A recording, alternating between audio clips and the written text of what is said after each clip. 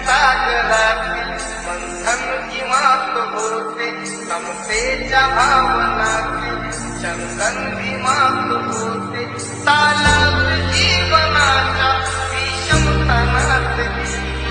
न्यायाची रागदारी मुंजन भीमात होते संकल्प या मनाचा क्रांती करून केला उघड्या मनाचा मोठा उन्नतीला गेला